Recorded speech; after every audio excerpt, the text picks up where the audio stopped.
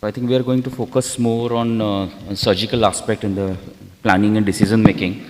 So I will directly start with my first case. He's a young 18-year-old male. You can see the scars on the lateral side.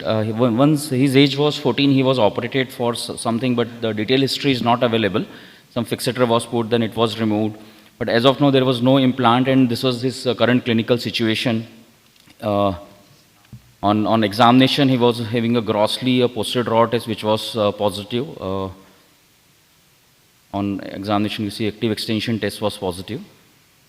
And grossly, the tibia was subluxating posteriorly. And at the same time, there was a hyperextension of the knee.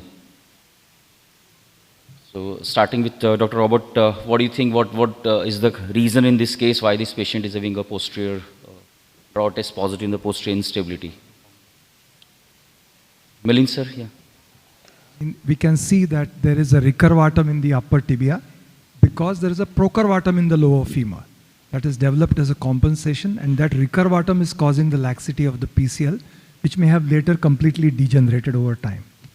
What I would like to see is also a full-length X-ray and a scanogram. A scanogram, by the way, is an orthoröntgenogram which accurately measures leg length discrepancy in the presence of contractures or deformities.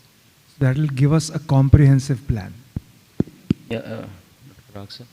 Yeah, so there's any issue of trauma as such? Yeah, there was previous some trauma, some surgery was done, but the details, because it was 4-year-old and they lost all the records. Does the patient have any pre-existing pathology, neuropathy or a polio or something like that? No, nothing. Nothing Absolutely, of that kind? Absolutely. He's a young 18, there is a reversal of slope. Because the bone appears a little hypoplastic to yeah, so there is a little so I think I agree with Milind, there is a deformity, more of a procurvatum deformity, which can also cause the posterior subluxation. And we need to do the measurements and find out exactly. So a full length view in sagittal view, sagittal plane as well as a coronal plane will. So in the coronal plane, the alignment was normal. Sagittal, there was we had taken a full TBA X-ray. This slope was around 18 degrees. So it's a reverse by rather than 0, it was minus 18 minus degree. slope, right? So Dr. Saeed, what is your opinion once it's a minus 18 degree? We have done all the workup. I have not shown everything because just of interest of time, we want to show more cases. Yeah. So do you have a gate video by any chance? How was there the a gate video was also there, but I have not kept no it problem. here. Yeah. I think one has to know. It was more of a basically posterior door in the hyperextension, the recurvatum. Dr. Saeed Al-Thani, what's your take on this? I mean, slope is completely reversed, which is causing this posterior draw and this thing. So what's your plan in this case? The hyper extension due to the posterior slope reversed. And you see he has a bony deformity here. What about, do you have any image on the ligaments?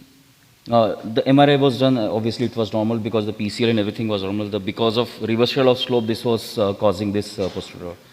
So how will you approach this patient? What kind of? I think if the ligament is okay, I think this patient needs to be corrected with osteotomy to correct his reverse slope. So maybe we need to go.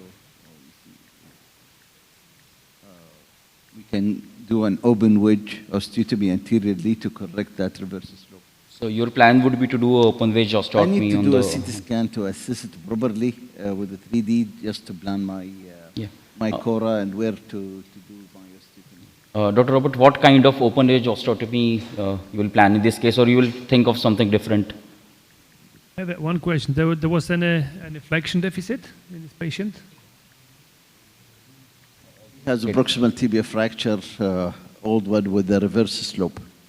Yeah, I know. But the question is what about the flexion deficit? If he has a deflection deficit. No flexion deficit. No. No. Okay. Normally, in this case, we try to use the PSI. We do the 3D CT reconstruction, both legs. Then we compare the left to the right, and then we can just make the the mirror of the healthy leg, and just we cut the bone just to restore the normal anatomy. That's the way we do. So what I would do is I will counsel the patient, a quick scopy will be helpful before we do any kind of an osteotomy. I'm considering an open wedge osteotomy here to correct the slope. My osteotomy will be below the tubercle, and I would like to do a tubercle osteotomy.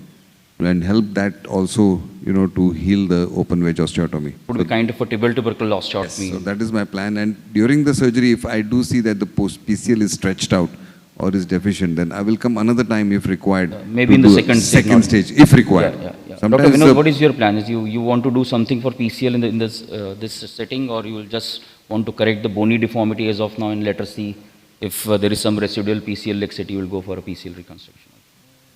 What Here about the leg actually length? The bony deformity is very obvious. And Yeah, absolutely. to say absolutely. that MRI so suggests purely a reversal of slope, which is normal, so reversal should work. But the main thing which I think as a surgeon we should know why it has happened. It can't be merely a traumatic pathology. yeah. So, So- probably there may be chances some fascial arrest may have happened It at the age looks of 13, like 14, that, which see- looks a more probable reason to me. It's a fascial arrest rather It than. is unilateral pathology.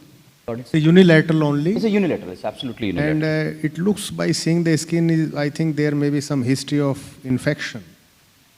Maybe, but that should be everything was ruled 4 out. years back. Presently, there was no symptoms Maybe in of infection. childhood or so. Yeah, so once he So was. I think primarily it looks like a bony deformity where the secondary stretching of ligaments must have happened till date. So I think first line of treatment should be alignment of the bony alignment with change in the slope. In the sagittal plane. And then after reassess, secondary soft tissue procedure may additionally require. So, Dr. Shekhar, it's 18 degree of reverse slope. How you're planning to correct it? 18 means basically you have to go at least 5 degree neutral. So, it would be correction of 22 to 23 degree. So I Yes. think, See the lateral view again, please. I think this is a situation perhaps where I would do below the tubercle because otherwise you are going to change the position of the patella a lot. So I agree that Open wedge below Open the wedge tubercle. I mean, you want to osteotomy. take out whole of the open wedge osteotomy, first tibial tubercle osteotomy, then open wedge osteotomy, and then put a bone block there. Bone grafting along with Yes. the iliac crest bone graft. Milind sir, what's your opinion on this? If you look at the X-rays of the femur, and firstly, if you look at this image, there is this puckered scar which is suggestive of osteomyelitis as the etiology in childhood. Now he's got a procurvatum in the femur. Yeah. And if you look at the clinical amount of recurvatum, it is not as much as the X-ray suggests, which means it's compensated by the procurvatum. Procurvatum. So if you just correct the recurvatum, the procurvatum is going to play havoc a little later on. So the way I would do this is I would correct the procurvatum first, and then the recurvatum in the lower femur and the recurvatum in the upper tibia. Now, all of us are very much taken up by the opening wedge and closing wedge osteotomies, but you know I'm a deformity correction surgeon, and there is another group of osteotomies known as the focal dome or the neutral wedge, in which we perform an arcuate or a dome-shaped osteotomy, in which we are not limited by the extent of correction. So I would do a dome osteotomy for the lower femur, in which the distal fragment is translated a little posteriorly to correct the procurvatum. And in the tibia, it's a dome in which, below the tuberosity, in which I will take the distal fragment anterior. That's rule 2 of deformity correction. The advantage is I don't need bone grafts because there is very high bony contact that persists, and I am able to fine-tune the correction to the desired extent. There are 2 ways I can do this. For a finicky patient, I would do fixator-assisted plating, and for a non-finicky patient, I'll just treat with a fixator. And I can correct length if needed at the same time.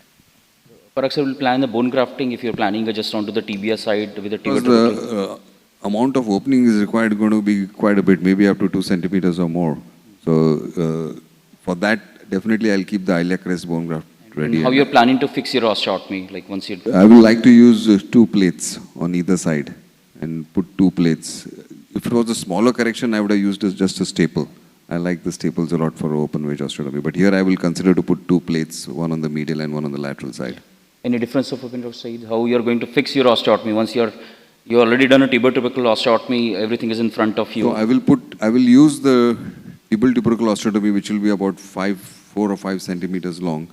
Use that also as a fixation modality, 1 screw above and 1 screw below. And assuming the patella, I don't have to really get it down or take it up. In addition, I will put 2 plates. Yes, Dr. Saeed. You can do with the biplanar osteotomy, where you can cut your anterior to posterior cut, but you cut the tibial tubercle going downward to avoid lengthening of the, or changing the tibial tubercle, and then you lift it up, Yes. and then you plate it. So this is what exactly we have done. We have lifted hold of the tibial tubercle, so everything was in front of us. And then we started putting the wires, stick osteotomy, started opening the osteotomy. Till the time we could achieve at least around 5 to 6 degree of slope. We have taken a 2 huge bone graft of around 20 millimeter, started impacting our 20 millimeter, and then we have used the tibial tubercle osteotomy as a biological plating. So because the bone graft was quite stable, everything was stable, so we started fixing our osteotomy with just with the simple screws, and this was the picture, and this was say around 6 months everything was united. So we not decided to put a plate because tibial tubercle is described as a biological plating. So, and anyway we have put the bone graft. So at least in this stage, so recurvatum was gone. The posterior laxity or posterior rod was gone. Patient was doing well. So the femur procurvatum as of now we are not dealt with, and PCL also as of now, patient is not symptomatic, so we are not thinking of doing something to PCL. How did we rehab this patient, sir? We kept non-weight bearing for almost around 6 weeks. Then we started toe touch for the first time at 8 weeks. We started full weight bearing. On CT scan, there was a Range of motion also, because there was a tibial tubercle osteotomy. So extension, active extension can put pressure on your screws, because we not use the plate, we use the biological plate. So we avoided the extension for 4 weeks. Was there a procurvatum objectively on the CT scan? Procurvatum where? I mean, In the femur? Sheetal, femur side, yeah. for 2 minutes we'll go live because Yeah. Bhushan is finishing the hinge. Bhushan? Bhushan, can you hear me? I can hear you. Can you hear me? Yeah, Bhushan, can you hear me? I can. I think I lost my mic. Yeah, I think you have done a wonderful job, the plate fixation and the hinge screw.